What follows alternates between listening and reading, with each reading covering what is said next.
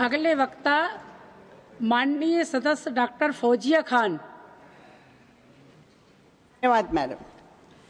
Madam, this bill represents a crossroad for our country. आपका समय 3 minute. While it consolidates fragmented laws, it does little to innovate, but has much to repress.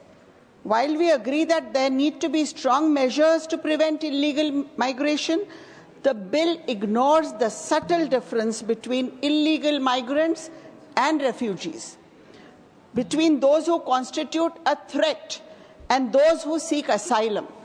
Ma'am, there should have been clear legal definitions of who qualifies as a foreigner, an illegal immigrant, a refugee, and a stateless person.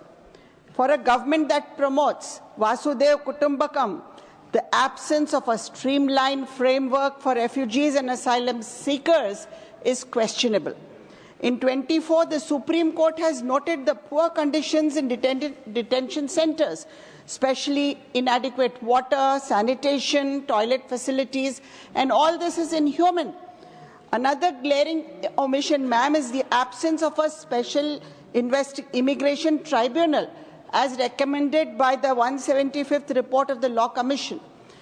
Instead, the new bill delegates this power entirely to executive immigration officers. This heavy executive power is a recipe for misuse and overreach by the government. Without an appellate judicial recourse and the burden of proof on the individual, the system is skewed against vulnerable individuals facing deportation, ma'am. How will people who do not have documents prove their citizenship or nationality? How many of us here in this House possess birth certificates? I would like to bring the case of a retired Indian Army official who was declared a foreigner by the Foreigners Tribunal in Assam and sent to one of the Assam's detention centers in May 29. In an interview to the media, he had stated, "People have been lodged inside camps for years and they are genuine citizens, not foreigners. Most are inside mainly due to technical errors in the official documents." Another man from the state, following a 12-year legal battle and his citizenship restored just last year, 2 years after he died, ma'am.